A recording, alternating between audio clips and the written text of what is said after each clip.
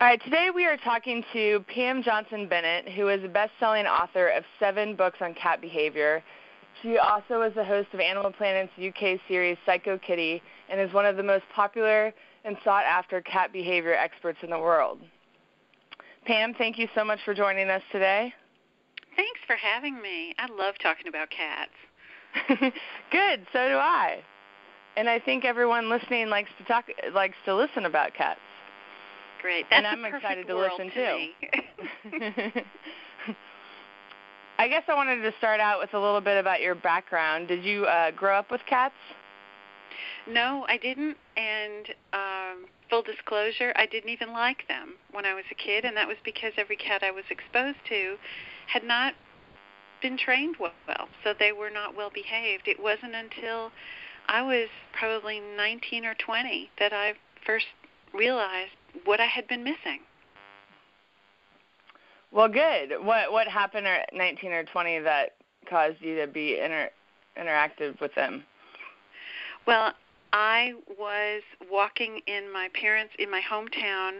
It was Christmas, and I was Christmas shopping, and there was a teenage girl sitting on the steps of the church, of all places, in the snow on Christmas Eve with a box with 2 kittens. And even in my limited knowledge, I knew those kittens did not need to be out in this cold. And she said that her cat had had kittens, and the mom said, get rid of the kittens, and she wasn't to come home until all the kittens were gone. And she was cold and tired, and she said if I didn't take the kittens, she was just going to leave the box on the steps of the church. So I took them and proceeded to do everything wrong. First of all, the kittens were too young to be taken away from their mother, and I did everything wrong. And over the next couple of years with these cats, I didn't train them. I didn't do the right thing. And I went to the vet one day, and the cats were a couple of years old, and the veterinarian, and you have to keep in mind this is many, many years ago, the veterinarian said, let's just put these cats to sleep. They're rotten. There are many more cats that need homes. Just put them to sleep. And that was such a wake-up call to me that, oh, my gosh, no, I've got to fix this. If they're messed up, I did it. So I went home, and back then, now I was a musician, and I had no plans to go into cat behavior. And I went home, and I went through the bookstores, and, of course, this was before the Internet, so you actually had to get in your car and go places if you wanted to buy a book. And there were no books on cats. So I didn't have any education on it. I didn't know what I was doing wrong, so I decided I'm just going to learn from the cats and figure out what they're telling me rather than what I expect from them. And just by having them be the teachers and learning about them, and I did read everything I could, anything there was out on cats. I read dog training books. I read marriage counseling, child rearing. I read everything. And the cats changed, so much so that when I brought them back to the vet for their next annual, he didn't believe they were the same cats. And he then started calling me to help him with some of his clients' difficult cats. And that's how my career started. It wasn't a plan. It was just, I was going to be a musician, and I was living in New York City, and I was doing that. And I was getting more and more calls from veterinarians saying, oh, we heard that you could work with cats, and we have this client. And I realized, okay, I can make no money as a really bad musician, or I can maybe make money as a good behavior expert. And that's how the career started. So I really owe it to those 2 cats because they were the best teachers I ever had. And since then, I became a vet tech, and I became certified, and I got all the education and that I needed. But everything that really mattered came from the cats themselves. That's really neat, how it all transpired and came together for you. What were they doing that was so horrible? They were doing actually normal cat behaviors. I just didn't train them. They did everything from scratching the furniture, peeing outside of the litter box, to biting people who came over, because quite honestly, everything they did was my fault. I didn't keep the litter box clean enough. I had too small a litter box. I had one litter box for 2 cats.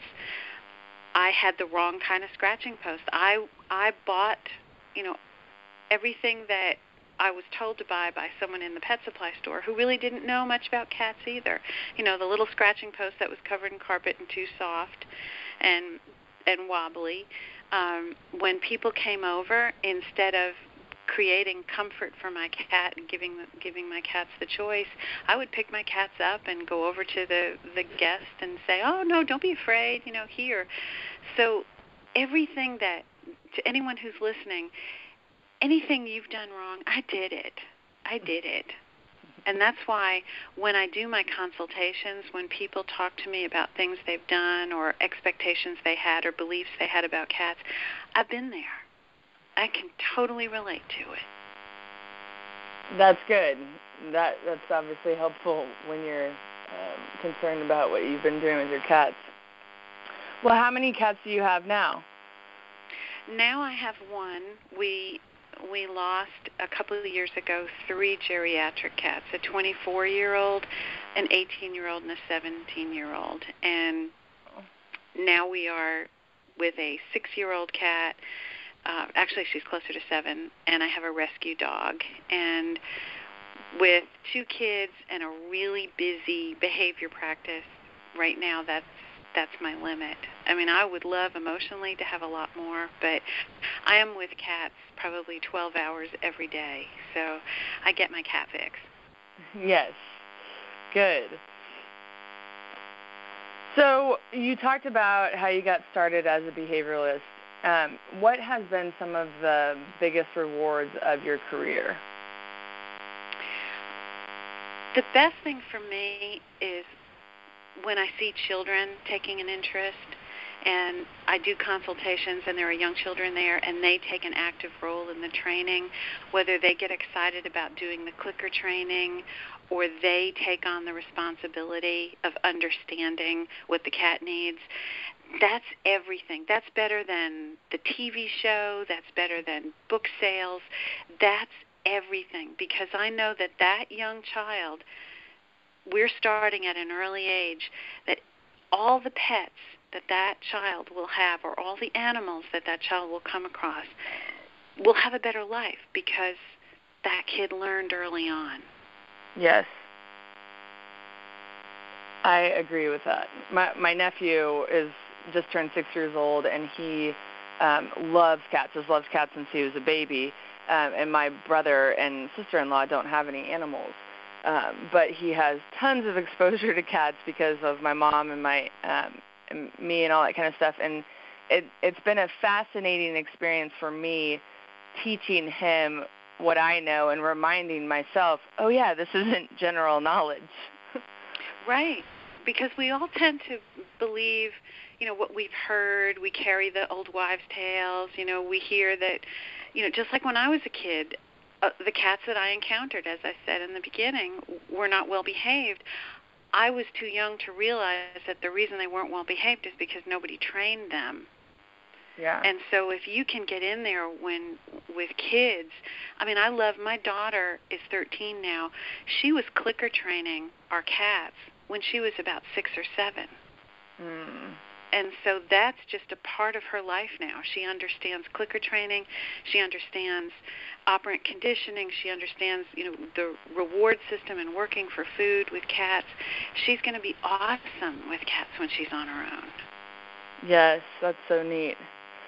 Now, what do you use clicker training for? Do you use it on every cat that you work with? I use it. It depends on the cat parent. Some cat parents embrace it, some don't. But clicker training can be used for just about anything because it becomes a common language between you and the cat. The clicker then acts as the bridge between the behavior you want and the reward the cat's going to get. So it's a great tool. Not every cat parent, when I do a consultation, not everyone wants to get into that, so I always present it. But it's great. I even have my son's fish. We clicker trained him, the fish. Now, you don't use an actual clicker. You use a pen light and a little food dispenser. But we even clicker train the fish.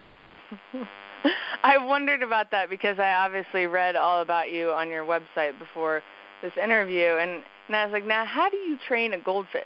But if you're living and you require food, you can be clicker trained. If you have a brain, it makes sense. The fish is very smart, and so we taught the fish to. We didn't really teach the fish to do anything that's really important in the fish world. So, I don't think I have a career as a fish whisperer. But, things like basketball, there are actually, believe it or not, little kits you can get that you put in the water so the fish can push the little basketball into the hoop. And it's kind of silly, but what it does is it shows you how to train. It shows you that if you provide the right reward, then the fish will do what you ask. And you can apply that to cats and dogs. So my cat is clicker trained, and it's a great language. It just becomes a common language between the two of you. Okay. Well, good to know. I think I was sent a clicker training device at one point to product review, and it scared the holy daylights out of my cats, so I stopped using it. Well, you have sometimes some of the clickers are very loud, so you want to pick a clicker that's not loud, or you want to keep it in your pocket. And it's not a hard concept. It should be a lot of fun, but because it's strange to a lot of people, it's a different idea. Some people do get intimidated by it, but just have fun with it, and it should be fun for your cat too. And if it's not fun, you're doing it wrong. Okay. Well, I will give that a second go. Things on a positive note. So what my hope is this will lead to something positive. The question is, what's one of the biggest frustrations that you've had as a cat behavioralist with human-cat relationships? It breaks my heart when people call me not because they really want to solve the problem, but because they're looking for me to validate that there's something wrong with their cat, and yes, the cat should be euthanized or given to the shelter. And that's heartbreaking because every problem can be worked on, and by the time you call me, if you're already at that point where you've given up, we're not going to be able to do the work. So that's devastating, and it happens more often than you think. And sometimes we can get the owners to give it another shot, and they'll work with me, and sometimes they clearly don't want to, and the best thing we can do is rehome the cat. And sometimes the behavior problem disappears because the problem was due to the environment. But my advice is, if there's a behavior problem, don't wait until you're at that breaking point where you just can't stand it anymore, and you feel like, okay, if we can't solve this tomorrow, this cat is going to be sent to the shelter, because problems don't happen overnight, so they can't be solved overnight. I agree. And I do actually get a lot of emails from people wanting to rehome ragdolls because of behavior problems or things that they hadn't thought of about going into the relationship. So I can understand that frustration in a way, even though I'm not a cat behaviorist. And it's interesting with cats. They're the most popular pet. We love them so much, but yet still more often than not, and I know it's more of a case with mixed breeds than purebreds, they're impulsive decisions, and so we don't put into the relationship what's needed, or we either think, well, they're low maintenance, I don't have time for a dog, so we're going to get a cat, and then we don't put into the relationship what's needed and provide what the cat needs, and then we get frustrated, and we don't understand why there's a behavior problem. Yes. I agree. One of the controversial things, of course, with purebreds is buying, not adopting. And so, one of the pages that's more popular on my site is the price of a ragdoll cat. But what I've tried to do is say it's not about the initial price. It's about the 20-year cost of keeping a cat. Right, and there are people who I come across in my business who don't want to spend the money to do a behavior consultation. Yes, I know I'm expensive, but I do a tremendous amount of research and spend a lot of time with you working on the problem. but they'll say, well, the cat only cost me $15. I'm not spending that money on behavior. And it has nothing to do with what you spent on the cost of the cat. It is a living creature, and this is a lifetime commitment that you made, regardless of price. Right. I concur. Have you ever had a cat that was specifically challenging for you? I took on rehabbing 2 ferals, and one of the ferals who ended up being, the 2 ferals were the 17 and 18-year-old who passed away about a year and a half ago. So one of the ferals tested me to the limit. Every trick I had, she wasn't buying. It took so long to do the trust building. I wore Eau de Tuna Juice perfume forever with this cat, but she taught me a lot about going at her pace, not at my pace. She taught me a lot of lessons that I needed about patience and how to be creative. You know, I bought her a cat tree, and she was too afraid to go in the cat tree.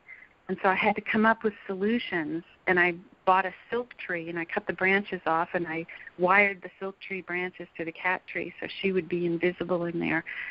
She taught me a lot about thinking outside of the box and patience, and it took a long time. It took 3 years to rehab her, and she ended up being the cat of my heart.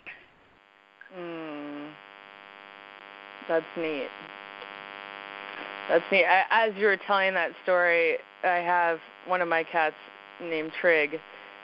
He's been hanging out while we've been on the phone, and he is challenging for me. Not anywhere near a feral at all, but he just turned 6 years old, and I feel like we're starting to have some breakthroughs. Yeah, you have that moment, and that's what I had. This cat's name was BB, and she's the only cat who ever bit me. It was so hard, and there were so many times when I thought, this is never going to work. This is never going to work. And then there was that moment where you saw it was almost like you saw the switch go on in her head where she made the decision, oh, Pam, you're not the devil. Maybe this is a good thing. And from that moment on, the trust building started, and it was worth the 3 years of frustration and patience to have what we had for 17 years. Yes. Neat. I love it. I have a huge smile on my face. Now, what about a client's cat? Have you ever encountered one where you had similar frustrations? There are cats who challenge me, yes, but I have to honestly say it's the family that frustrates me more than the cat, because the cat is just doing what's natural. If the cat is not using the litter box, there's a perfectly good reason for it from the cat's point of view. If the cat is biting someone, it makes sense to the cat why he feels he has to bite. So my frustration is less with the cats. Sometimes I wish I had an easy answer and could, figure out what the cat's trying to tell me. But it's the family. And I say that not in a judgmental way, because I've been there. I get frustrated. And so my frustration is that people try to rush the process. Yeah. If I say, don't take this step and don't go to step 2 for at least a week, and then they go there the next day, or they decide, well, we're going to skip step 1 and we're just going to go right to step 2, that becomes very frustrating, because there's a reason why I lay the map out that way. Yeah. I can also understand wanting to rush it because you just want it fixed, but those things take time, of course. Or you see a little bit of progress, so you think, like I'll tell people, if they're doing a new cat introduction, okay, I only want them to see each other for this amount of time, and they'll see that it's going well, so they rush it, and they'll say, oh, well, they were together for 5 minutes, 10 minutes, and it was great, so let's leave them together for the rest of the afternoon. And then, of course, everything backfires.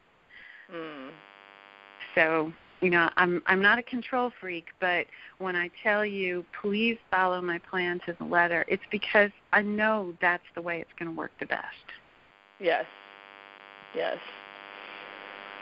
What would you say are the 3 most common cat behavior problems, and why? Litter box problem, clearly the runaway, number 1. And there are many reasons for it. It can be a medical problem. It can be the litter box setup itself. It's either too small, too dirty, not the right kind of litter box, not the right location. Or it can be an environmental issue around the litter box, that the litter box could actually be just a symptom of a bigger problem. So litter box is number 1. Number 2 would be new cat introductions. People either don't do an introduction and they just kind of put the cats together because somebody told them one time that just let them work it out. Or we have a dog mentality and we think, well, the cats will become friends. I've got this companion for you. You should love it. Or we do the wrong kind of introduction. And then if you don't do a good introduction, you're going to set the cats up to not be good friends. So that's a big issue. And the third one would be aggression, whether it's aggression toward another cat or aggression toward people. That's a big one, and that can be a deal breaker. We can handle a lot of things, the cat peeing outside of the litter box or scratching the furniture, but boy, if the cat bites a child or a family member or a guest, that becomes the deal breaker. So those are probably the 3 things I get called the most for. Okay. And what's normally the reason why a cat, bites an adult human or something like that? Do they bite without being abused? Oh, yeah, they can. The thing is, cats are they don't want a confrontation. That's why they do the whole posturing, the Halloween cat and all the hissing and all the things they do. They want to look bigger and badder than they are so that you won't mess with them. And so a cat will only bite you if he feels he's backed in a corner and he has no other choice. So we don't read body language signals. We just kind of get the cat and do what we think needs to be done. And so the cat may feel the only way to get you to stop is to bite. For example, you might be brushing your cat and you don't pay attention to the body language signals that it's saying, this is starting to hurt, my patience is wearing thin, you're brushing a sensitive area, and the cat's doing all kinds of signals, twitching the skin or lashing the tail or meowing or looking back at you, or the ears are twitching, and you're not paying attention. And so then he bites. And then what happens when he bites is you stop doing what you're doing. So from the cat's point of view, hey, that worked. That's my method of communication. I'm going to bite. So we have to pay closer attention to how we do things, make them positive so that the cat doesn't feel the need to bite, pay attention to the body language, and give the cat a choice. And that's one thing a lot of times we don't do. We don't give the cat a choice. We put cats in together and say, okay, you're all going to use this one litter box and you're all going to eat from one community food bowl, and we don't give cats choices. They have to have choices, and I'm not saying choices like, a menu of food. I mean choices of where I feel safer eating, where I feel safer using the litter box, those kind of things. Yes. Or I don't want to come out from under the bed right now, or I need a hiding place so that when you have company over, there's someplace I can hide and feel safe. And we don't do that. A lot of times we don't give the cat choice. Okay. I distinctly remember when I got my first cat when I was 8 years old after begging and begging and begging for it. And I was probably introduced to a cat at 6 years old. Before that, I just grew up with German Shepherds. And and then that cat I got at 8 died of FIP, and then I got another cat at 10, who is the cat that the reason why we're on the phone today. He's the reason why I created my website. And so it was basically only ragdolls that I was ever exposed to. And then when I, started getting into high school and going over to people's houses more frequently and encountering their cats, that's when I realized, whoa, you can't just pet any cat. They can turn around and bite you in a half a second. And I didn't, maybe pet it like 3 times. So I'm not very forthcoming with other people's cats. in other words, of making an effort. I always let them come up to me, and that's the best way to be. There is cat etiquette, and if people would follow that, and that comes down to giving choice. When two cats would meet each other, if they're friendly or if they want more interaction, they'll go nose to nose, and they'll do nose-to-nose sniffing. And based on that nose-to-nose sniffing, they'll decide if they want more interaction or they don't. Well, what I do with cats is I extend my index finger. I don't stick my finger in the cat's nose, but I just hold it down there, and the cat will either walk up to me and sniff my finger and then either move closer, rub against me, or back away. But the cat then has the choice about, are we going to have an interaction or not? But I never just go up to a cat just because, the cat's beautiful and I want to pet him and just start petting or picking him up. I think that's rude. So I try to follow the cat protocol. I'm laughing because I always say that, like, as if my cats are talking. You're just so rude. Yes. Yeah. I agree. I even do it with my cat. If she's sitting on her cat tree sleeping or looking out the window, and I have to pick her up for something, let's say, we've time to go to the vet, I won't just come up behind her and pick her up and startle her. I always make sure I've announced my presence. I come into her field of vision and talk to her so that she knows I'm there. I never want to startle her. So I just don't think there's any reason to be rude with cats. Be a little more in the cat world in terms of how focused a cat could be. My cat Pearl is sitting on her cat tree, and she is focused on a squirrel outside. Mm-hmm. Well, I'm not going to just grab her. I want to get her attention and let her and ease her into the fact that, okay, there's going to be, a change right now. So I think you could avoid a lot of behavior problems if we just stopped thinking like humans and start thinking like cats a little bit. If I were a cat, how would I like to be treated? Would I want someone to just scoop me up when I'm sleeping? No. Right. Well, quite frankly, if I'm daydreaming and watching a squirrel as a human, I'd rather you ease me into whatever you want to address with me too. So in a way, exactly. If you're engrossed in a TV show and someone just came up behind you, as opposed to coming into the room, and saying, "Hey, excuse me, can I ask you a question?" I just think just because they're cats doesn't mean you have the right to be rude. Yes, that makes perfect sense. Okay, so Psycho Kitty was a show on UK's Animal Planet. Is that correct? Mm-hmm. Yes. Okay, so I went to YouTube, in preparation for this interview, and I saw all the trailers of every single episode, and they look really good. But is there a way to watch them online or? Yeah, you can go to. They're on iTunes. Unfortunately, it was not aired in the U.S. It was aired in the U.K. and France and Italy and Canada, but it did not air in the U.S. But it's on iTunes, so you can get it that way. Okay, so I will find it on iTunes and then link to it when I post this interview for those that are listening. Well, how was that whole experience for you, the Psycho Kitty? How did it come about, and did you enjoy it? Well, doing television is fun, and I say that in quotes because you are expected to, what you see on TV is very edited. And so yes. I spend, what looked like a half an hour, I spent a whole day with these people, and there's a lot of follow-up. So that's the hard part of TV is the things that I think should have been on there, the explanations of certain behaviors don't make good television, so they edit it down to be the most interesting part. I love that it makes people more aware of behavior who didn't know that cats could be trained, so that was great.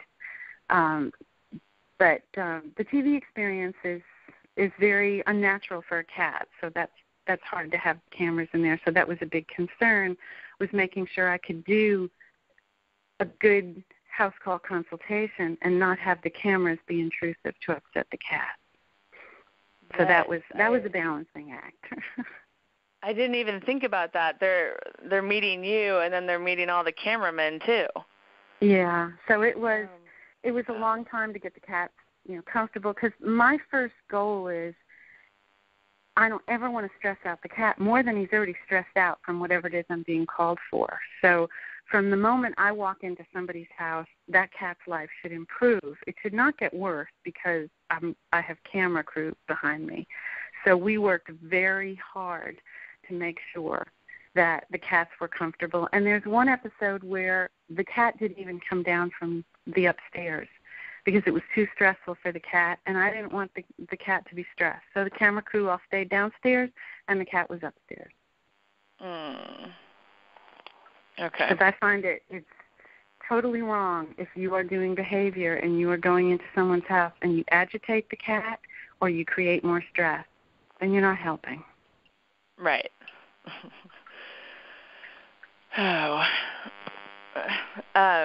Sorry, there's like a billion other things going through my head, wishing that I could have witnessed that situation, because I bet there were so many dynamics going on, almost like an airport watching.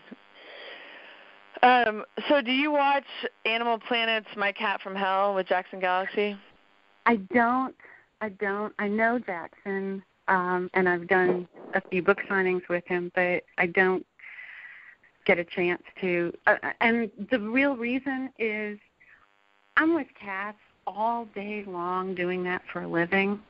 Yeah. That when I go home at night, by the time I'm done with my kids and my own pets, and I get into bed at night, which is usually about midnight, and I turn on TV, I want to escape. Right. So I usually watch the Food Network. So that's the only reason is I don't want to watch anything related to my work when it's my downtime. Right. Right. Makes sense. Yeah, whenever I meet with family members and stuff like that, they're always asking me about Charlie and Trig, who are my cats, and I've talked about them all day long. I'm good. Yeah. Well, that's like, I'll go to a function, a wedding or something, and people will find out what I do, and they just, I have a question for you. I bet you've never had this before, and you don't want to be rude. I want to help people, but it's like, okay, I'm off the clock, So I try to be as available as possible. But, boy, I really need my downtime. But I think what Jackson Galaxy is doing with the TV show, and I say that not having seen it, he's brought a lot of awareness about cat behavior and the quality of cats' lives. And that's a good thing. Because that is a good thing. For many years, cats have been the second-class pet citizens, behind dogs. And so people are realizing cats can be trained, and they do need a quality of life and quality space. And they are family members, a lifetime commitment. And anytime you send that message, that's a good thing. Yes, I agree. And I'm glad to have the awareness now, too, that I'm sure that, like you did for Psycho Kitty, he probably spends all day with follow-ups and whatnot, and we only see what's good for TV. Right. You only see what's good. And also, I'm still dealing with somebody who was on the show that we still email back and forth when other problems come up. And so there's many of my clients become lifelong friends. It's not just a job. It's a relationship. They're trusting you. When you go into their house, they're trusting you, with their furry family member. And they're having to tell you things that are very personal, and you're going through their house. I mean, I'm touring their house. I'm looking in the bedroom closet, And so a lot of these people become friends because there's such a bond formed. Because we both want what's best for the cat. And I cry when they cry, and I get Christmas cards from them or pictures of the cats years later. And there are many times when I go to the mailbox and I walk back up the driveway crying because someone told me that, a cat I saw 10 years ago passed away. And so it's a very emotional field. But the rewards, oh my gosh, they outweigh everything. I bet. That's neat. You had mentioned that, if you go to a wedding and somebody finds out you're a cat behaviorist, it made me think of another question for you. How is that received when you are asked, "Hi, Pam, what do you do?" Do people generally know what a cat behaviorist is? And also, what kind of facial expressions do you get when you say that? Well, nowadays, because it is more popular, I get less funny looks. But when I started, I did my first house call in 1982. Yes, I'm that old. But in 1982, nobody was doing this. And so that was a career that people, even my mother said, "Pam, aren't you going to get a real career?" So if I went to the doctor and filled out my form and, you wrote occupation and I wrote, cat behavior consultant, they'd always stop and go, "A what? What is it you do?" But the good side of it, even though I got a lot of funny stares, it's that you open the door for a conversation. That, "Oh, you do this for a living? That's funny. I have a cat. He has a problem. I never thought I could fix it." So all of a sudden you've opened a door that wasn't open before. Okay. So I don't mind the stares. I don't mind the comments, and yes, I still get them, but I don't mind it because out of 10 people, or 9 people who may laugh at me, there's that one person whose life you changed.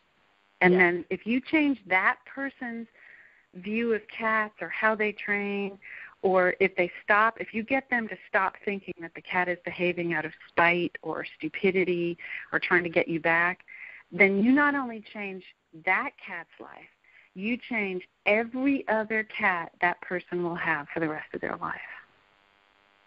That is true. That's very true. Cool. Have you ever had a client with a Ragdoll cat that's had a behavior issue? I have. I've done several Ragdolls, and overwhelmingly, they've been litter box issues. And a lot of the time, it's because people want to fit the litter box to their location and not to the size of the cat. Yes. So there have been in other words, a Ragdoll needs a bigger box? It needs a bigger box. They either would, we use a covered box because, we don't want to smell what's going on in there. We don't want to know what's going on in there. We use a small covered box, and the cat can't get in there. Or we want the box to fit between the toilet and the tub and in the guest bathroom, so we have to use a small box, or we expect the cat to go through a cat flap into the closet. And Ragdolls are big cats. Yeah. And that becomes an issue. So that's overwhelmingly what I've found with Ragdolls. Now, there have been other issues of litter box problems due to environmental issues, whether there were too many cats or that cat was under stress. And, as you know, Ragdolls are their temperament is so good, and they tolerate so much. So when they get stressed out, it's a bad situation. So there have been those issues. But overall, a lot of it's been the litter box setup itself. And that applies to any big cat. Yeah. Maine Coon, Norwegian Forest, anything, You have to match the box to the cat, not to your location choice. I agree wholeheartedly with that. And also not only just one box, but several, especially if you have more than one cat. Right. The general rule of thumb is one more box than you have cats, and not to have the boxes all lined up in one room, because clients will call me and say, "Oh, no, you'd be so proud of me. We have 8 cats and we have 9 litter boxes." And then I go there and all the litter boxes are lined up next to each other in one room. Well, that's basically one box. They should be scattered throughout the house so that every cat has an option for safety, so that one cat doesn't have to pass through another cat's territory. Yes. Yes, I've noticed my cats sometimes, and they both do it to each other, so I'm like, fair game, guys. But they like to, attack each other when they leave the box.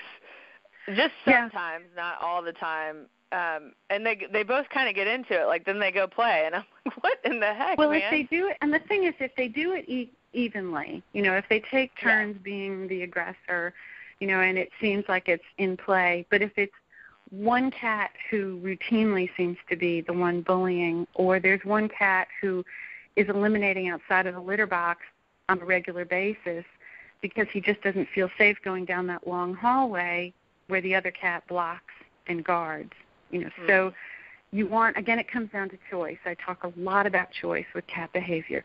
You want to give a cat a choice. Oh, I have to use the litter box, but I don't want to pass that cat because he always smacks me.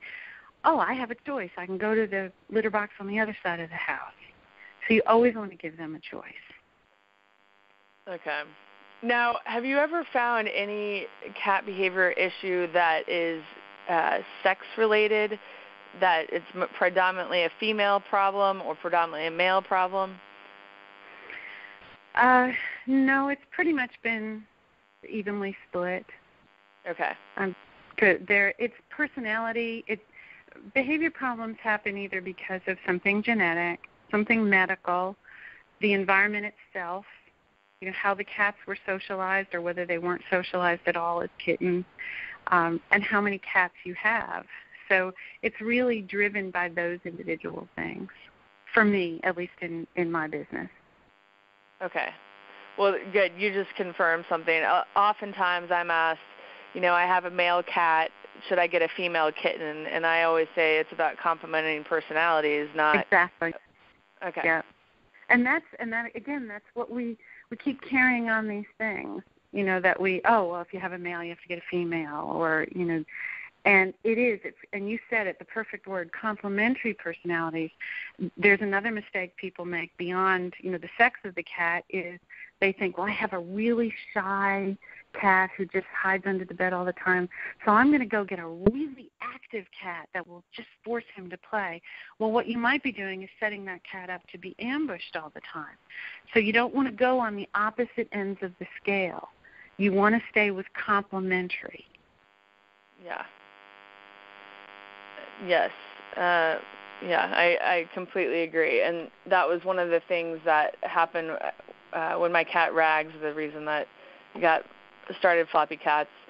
When he was 15, we decided as a family that we would adopt 2 Ragdoll kittens. Well, 1 Ragdoll kitten, and thank goodness we went to a breeder who was smart enough to tell us, with a 15-year-old cat, I'd get 2 kittens. I wouldn't get 1 kitten to harass the 15-year-old.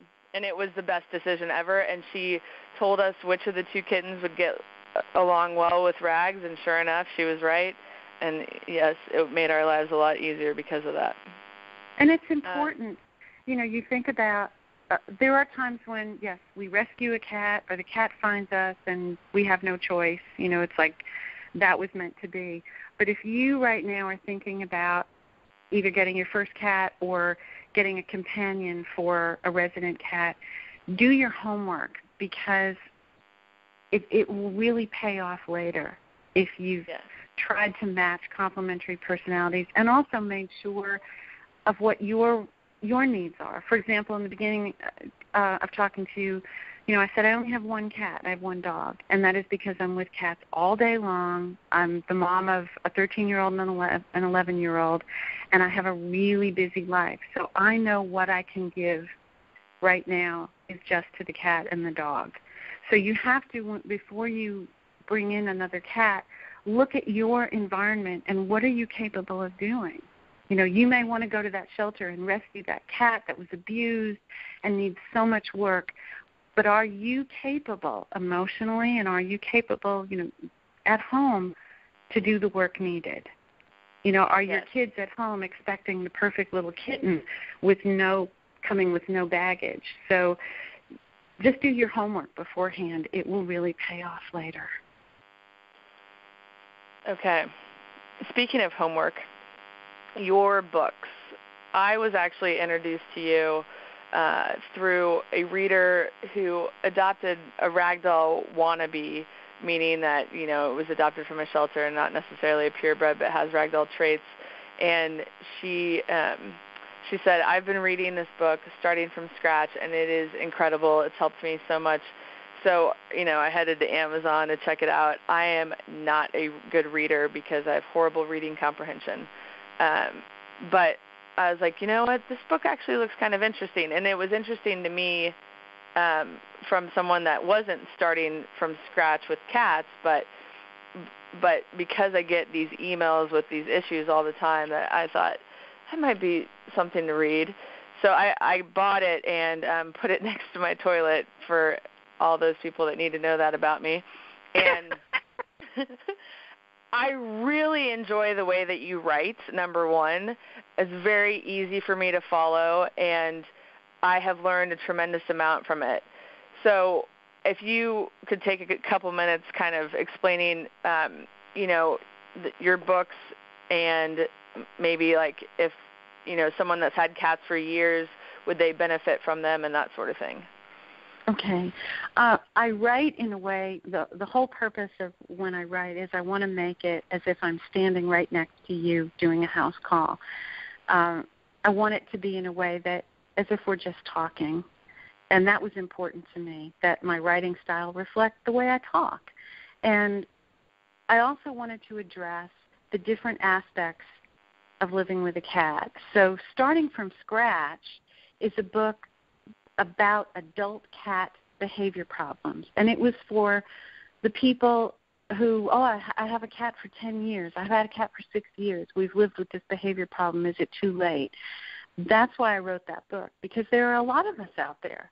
We've had cats for so long, and we've put up with these behavior problems because we thought, well, if we didn't train early on, we're never going to get it changed. So that was written to show that you can change those behaviors.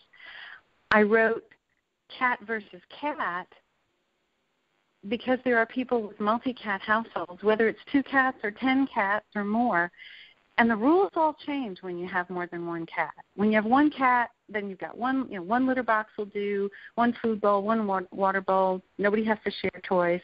You bring a second cat in, and all the rules change. So I wanted to write a book that was specifically dealing with those unique challenges and rewards of having more than one cat. Think Like a Cat, I wrote to be just comprehensive. It covers everything from deciding to get a cat and whether you want a kitten or a cat, all the way through to the geriatric years. And it's very in-depth, and it goes into everything. Because some people want one book I just want to buy one book, and I want it to cover the life of my cat. And so I wrote that. I also have other books. I have Psycho Kitty and Hiss and Tell, which were just fun books that I wrote about some of the weird house calls I've gone on through the years. But what I wanted to do was write them in a way that you also learned, because some people don't want to just read, okay, do this, do this, do this. They want to read a story, and they'll learn that way. So I wrote those 2 books for that. Okay. But I try to see what the need out there is and what isn't being covered and what I can supply. Okay. Well, good. And I will link to all of those as well in the interview on the site. So we have about 5 minutes left, and what I wanted to end with was, if I am having a cat behavior issue, can I have a private consultation with you, and how does that work? Yes, you can. I do private consultations. They're usually through Skype, unless you're in the Nashville area. But the first thing is, if you're having a behavior problem, make sure your cat goes to the veterinarian first. I don't do consultations unless the vet has signed off that it's not a medical problem. And also, there are so many problems that we label as behavior problems that actually are medically caused. Your cat might be eliminating outside of the litter box because of renal failure, because of diabetes. Your cat might be aggressive because maybe he's developed hyperthyroidism. So you want to make sure you've addressed that first, because you don't want your cat to needlessly suffer. Once the cat has been seen by the veterinarian, if you want a consultation with me, you can go to our website at catbehaviораssociates.com and click on the consult or consultation page, and it'll walk you through what's involved with a Skype consultation. There are also, I will say, There are other certified cat behavior consultants. There are also certified applied behaviorists and veterinary behaviorists. So if possible, it's always better to have somebody in your hometown who could actually do a house call and see the cat in person. That's best. That's better than a Skype consultation. I know that takes business away from me, but you do what's best for the cat. Yes. But depending upon where you live, that may not be an option. But if you are having a behavior problem, go to your veterinarian. Your veterinarian, if there is somebody in your area, could probably recommend. I will say that nowadays, with the popularity of cat behavior, anybody can put up a website and call themselves a cat behaviorist.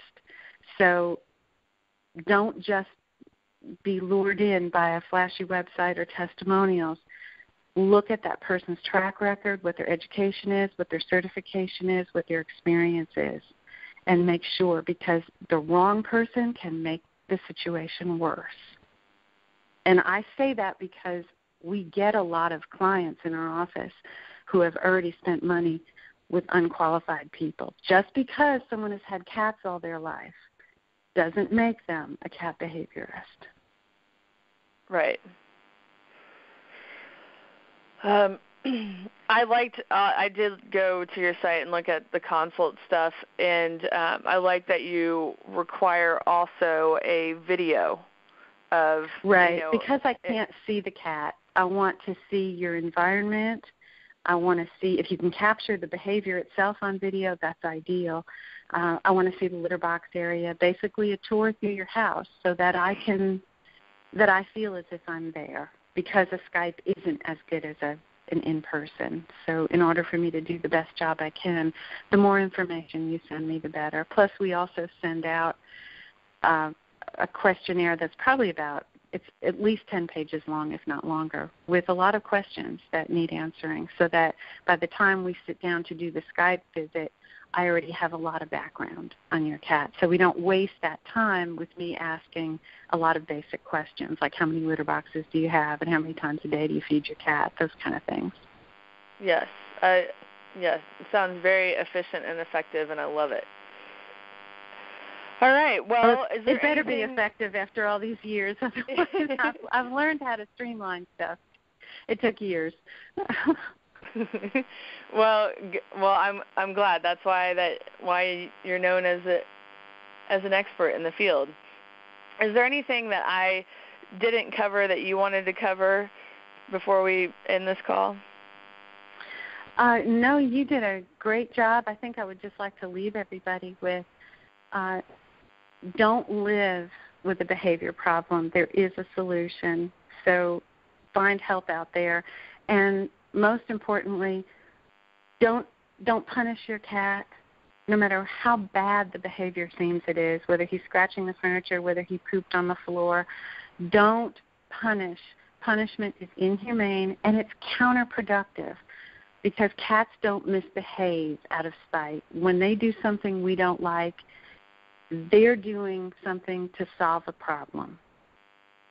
And if you punish, yell at your cat, squirt him with water, chase him out of the room, put him in timeout, whatever punishment you and I know you get frustrated, it's understandable, but whatever you do, it damages the relationship between you and your cat, and it does nothing to teach him anything. So let's look at behavior problems from how can I help this cat solve this problem in a way that's acceptable to both of us. Because that's what matters most, is you don't want to damage the relationship. Right. Well, thank you very much for your time and your knowledge. I'm very excited to be able to do this with you, so thank you for doing it. Well, thank you, and thanks for the education that you provide, and I really appreciate being able to share my knowledge about cat behavior. Good.